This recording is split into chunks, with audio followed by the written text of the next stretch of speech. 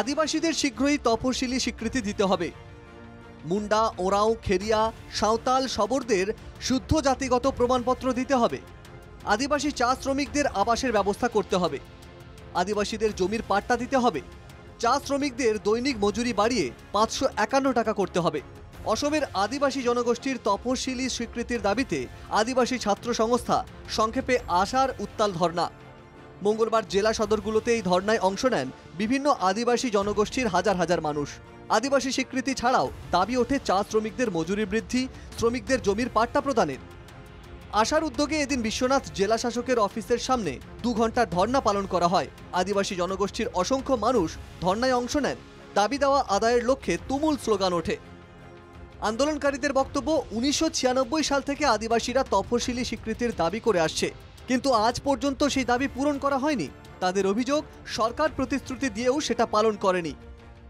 1996 পৰা আমি দাবী আছে আমাৰ জনজাতিকৰণ আৰু আমাৰ মজুরি বৃদ্ধি করা আর আমার হয়েছে মাটির ল্যান্ড পাট্টা। আর এই তিনটা দাবিতে আমাক এই বহুত দিন ধরে আমাক সরকারে এইবিলাক সা সুবিধা বা আমাক এইবিলাক এতিয়ালৈকে দিব পৰা নাই। আমি নিজে লাজ পাইছো যে তেখেতে আমাক নিজে মানে প্ৰলোভন এটা আমাক দি পেলাই ৰাখিছে বুলি আমি নিজকে ভাবো।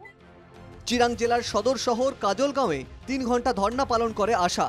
দাবি ওঠে, শীঘ্রই আদিবাসীদের তপশিলি স্বীকৃতি দিতে হবে। সেই সঙ্গে আদিবাসী জনগণকে জমির পাট্টা, জাতির প্রমাণপত্র প্রদান এবং চা শ্রমিকদের মজুরি বাড়িয়ে 551 টাকা করার দাবি তুলছে আশা। ধর্নাস্থলে দাঁড়িয়ে আশার কেন্দ্রীয় উপসভাপতি সাকারিয়াস সোরেন বলেন, আশার দাবি মূলত 4টি: আদিবাসীদের তপশিলি স্বীকৃতি, জমির পাট্টা প্রদান, আদিবাসীদের সঠিক পরিচয়পত্র প্রদান এবং চা শ্রমিকদের মজুরি বাড়িয়ে দৈনিক 551 টাকা করার দাবিতেই ধর্না।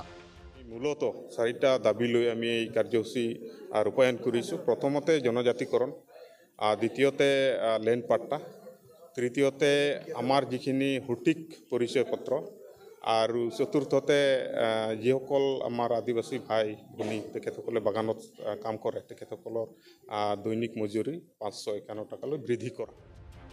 আশার অভিযোগ, বেছে বেছে কিছু মানুষকে সুবিধা দেওয়া হচ্ছে, কিন্তু সামনেই বিটিসি নির্বাচন। নির্বাচনের আগে বিটিসি প্রশাসন আদিবাসীদের দাবি না মেটালে উপযুক্ত জবাব দেবে আদিবাসী জনগোষ্ঠী। এই হুঁশিয়ারি দেন আশার কেন্দ্রীয় উপসভাপতি সাকারিয়াস সোরেন।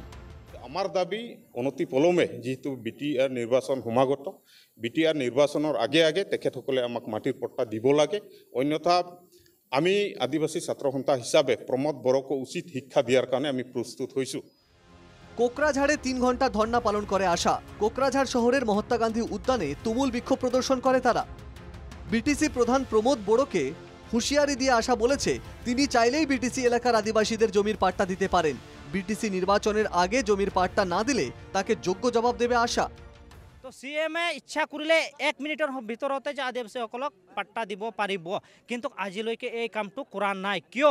আমি প্ৰশ্ন কিয় কৰা নাই?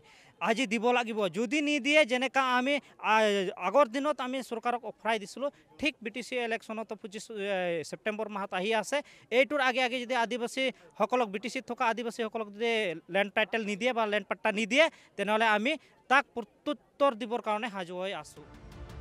শোণিতপুরেও জেলা শাসকের অফিসের সামনে 2 ঘন্টার ধর্নায় বসে আসা। পরে দাবি সংবলিত একটি স্মারকপত্র মুখ্যমন্ত্রীর উদ্দেশ্যে জেলা শাসকের হাতে তুলে দেয়। এদিন দাবি আদায়ের লক্ষ্যে রাজ্যের বিভিন্ন জেলা সদরে ধর্নায় বসে আসা।